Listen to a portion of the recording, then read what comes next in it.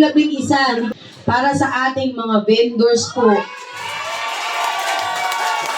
Na sila ay mabigyan ng tamang pwesto para sa kanilang pagtitinda. Pati sa mga pedicabs, tricycle, na sila po ay mabigyan ng terminal na kung saan sila po ay nandoon at magkakaroon ng pwesto.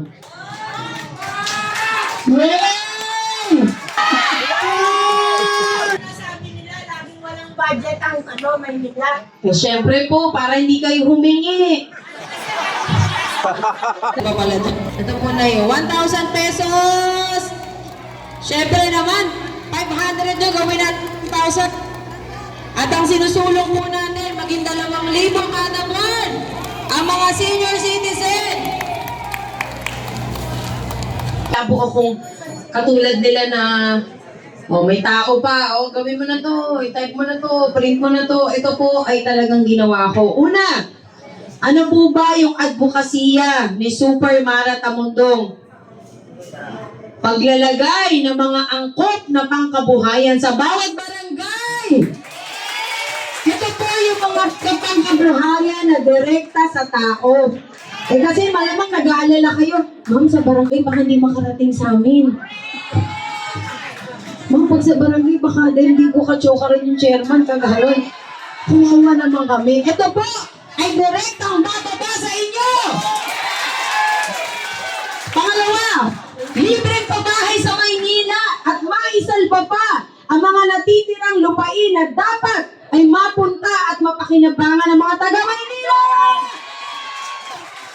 Pag sinabing libreng pabahay, hindi ka magbabayad ng 2,000 katulad sa Baseco na sinasabi savings daw at makukuha mo pag ikaw ay umalis. Anong klase po yan?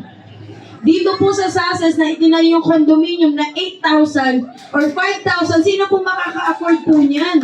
Kung walang hanap buhay o araw-araw nagtitinda ka lamang, paano nyo makaka-afford? Pag sinabing libreng pabahay, dapat libre yan. At yung mga natitirang lupain sa Maynila, kailangan malagyan ng titulo na mapupunta sa inyo. Yun lamang, lalagyan po natin ng restrictions na ito po ay bawal ibenta at bawal isangla. Para naman may maiwanan ba sa ating mga apo na sila ay may matirahan pa. Pangatlo, dagdag benepisyo sa mga senior citizen na 2,000 kada buwan. Hindi 500, hindi pangakong 800, kung hindi 2,000 kada buwan. Pang-apat, libreng gamot sa mga senior citizen at may sakit at masiguro na lahat ng barangay sa buong Maynila ay magkaroon ng barangay health center. Sisiguraduhin po natin na ang nawalang health center ay maibalik at makapaglingkod sa ating mga kababayan. Dahil kung hindi, sila ang itatapon natin sa West Philippine Sea.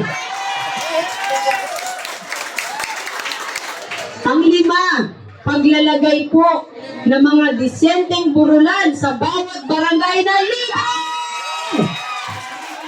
Dapat naman libre. Bakit po? Paano naman yung mga kababayan po natin na hindi nila kaya? Paano naman yung mga kababayan po natin na tapos na yung kanilang buhay pero hindi man lang sila mabigyan ng tamang buron? At least yung respeto at pagmamahal ay maibigay po natin sa ating mga kababayan. Pang-anim, pagbibigay ng mga financial allowances para sa mga scholars. Ito po ang mag-uudyo sa ating mga kabataan na sila ay mag-aral ng mabuti dahil sila po ay ating susuportahan.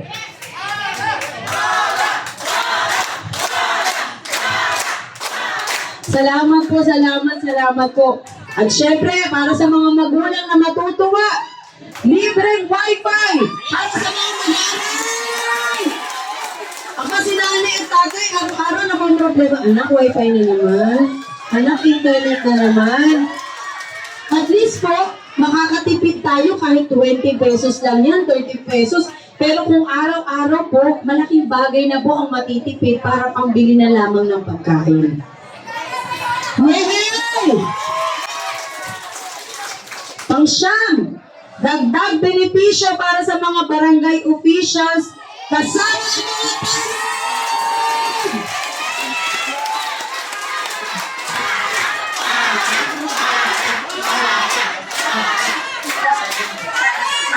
Siyempre naman, kasama na yung mga tanod na dapat sila ay may allowance every month. Dahil pumapayat na ang mga tanod, kasi nga po, wala man lang pambiling kape, wala man lang tinapay.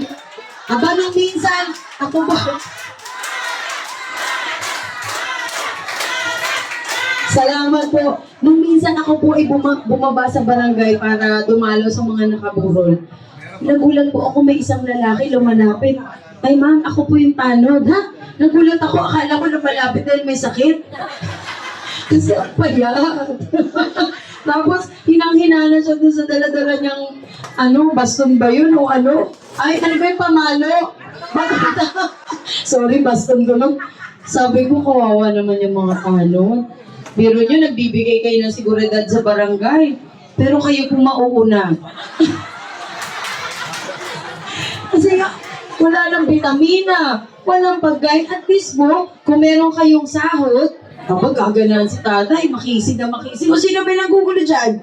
Sino? Sabihin ko. Di ba tayo, kakatakutan na kayo kasi may vitamina na kayo, masustansya yung kakainin, at ganado kayo kasi may reward yung inyong ginagawa.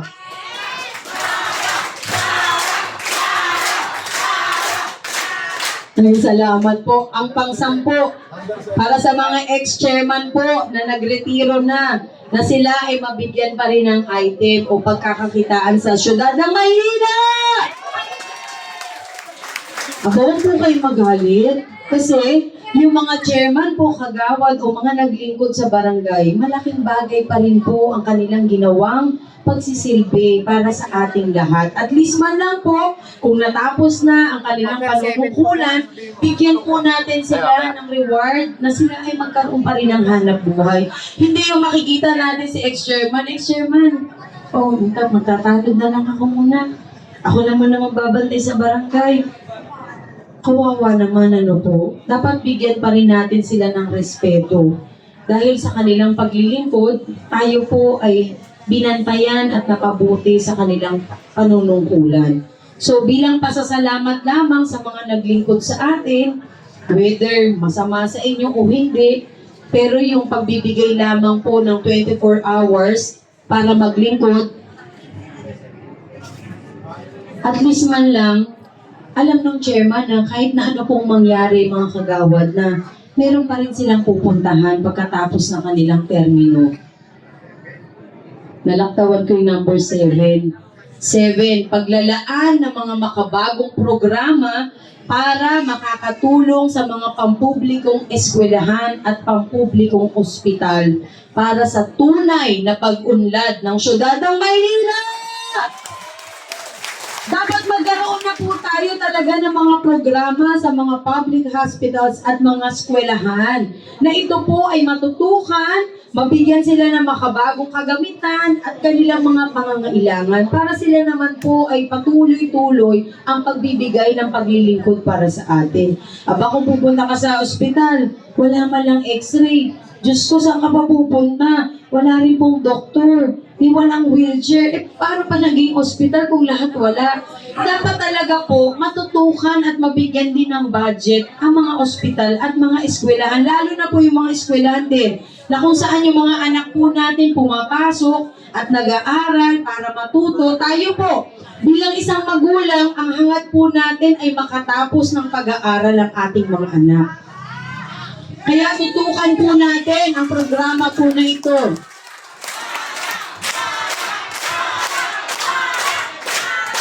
Hala, nandyan si Joke lang. At syempre, meron pa akong pang-11, hindi ko po nailagay dyan. Para sa ating mga vendors po, na sila ay mabigyan ng tamang pwesto para sa kanilang pagtitinda. Pati sa mga pedicabs, tricycle, na sila po ay mabigyan ng terminal na kung saan sila po ay nandoon at magkakaroon ng pwesto. Yay! Ano naman sigawan ito? Baka napapaliginipan nyo na po sila, ha? Baka nababangungot na kayo dyan.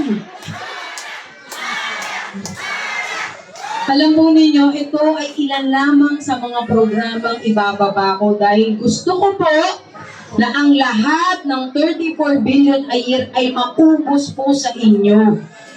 Maubos na ito po ay makita ninyo at malaman ninyo na lahat ng programa ay ibababa kung magkano ang budget, magiging transparent po tayo. Para sa susunod na eleksyon ay wala nang maghahangad tumakbo dahil wala na pong budget na ubus na sa inyo. Ay kaysa naman maubos sa kanilang pulsa, ano po? Hindi sa atin na lang mapunta. O ngayon po, pag naubos na yung budget at nalaman na po ng mga kababayan natin na ganito pala ang budget, ganito pala kalaki, ganito pala magagawa. O tinabuking na sila, hindi sila makapagtago.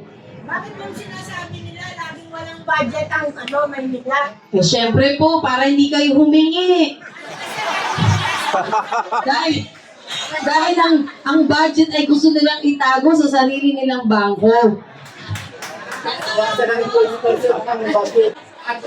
At saka, kapag nalaman natin, di araw-araw tayo nasa City Hall. At saka, bakit po nila sasabihin? Eh, ang mga nakaupo, puro ganon. Ayaw po ilatag ang kamay. Utang po nila yon, hindi po natin utang yon. Tayo po may utang sa Bombay talaga, pero wala tayong utang sa Maynila. Ano po, yun ang katotohanan. Sa mga 5-6, meron yun, maniwala pa po ako dahil yun talaga binibigay sa atin. O yun na nga po, di po ba? Tayo ang kawawa. Kaya ang gusto ko po ay maumpisahan na ang budget po ay ipapublish kung saan mapupunta. Gusto ko po maging transparent sa lahat para hindi na sila bumalik at magka-interes. At ang gusto ko pong mangyari, kayo po ang pumasok sa City Hall, hindi lamang sila. At kung kailan pa tayo makakapasok ng City Hall, baka pag nabenta na, wala na tayong pasuking City Hall. Sa panunungkulan po ni Mara Tamundong, bukas ang lahat ng pintuan para sa Manileños. Doon po sila, ewan ko lang saan sila pupunta. Ewan ko lang saan pa sila tatakbo.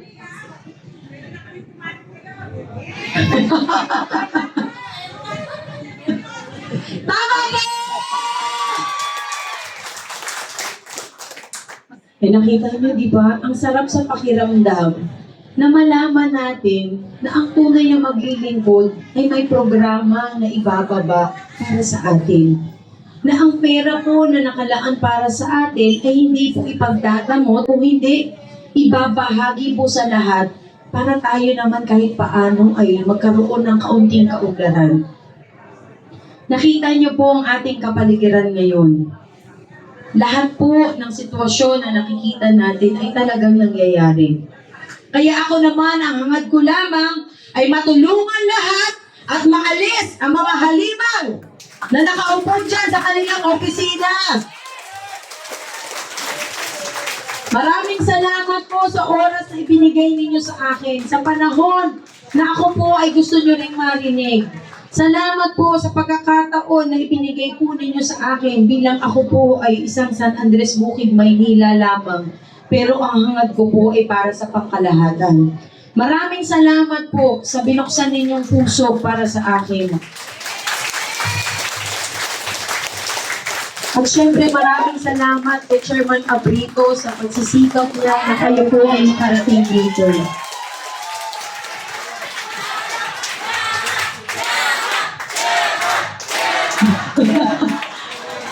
Maraming salamat kasi ang bawat isa sa atin dito ay nagbibigay pa rin po ng pag-asa sa ating lahat. Maraming salamat po. Yung palakpak po na ibinibigay niyo sa akin ay isang simbolo na ito po ay makakaya natin. Na may pag-asa pa rin po sa ating lahat. Dahil po dyan, ako po ay aawit ng huling kanta bago magsalita ang inyong Sir Tony at si Chairman Abrito. Nakita niyo naman,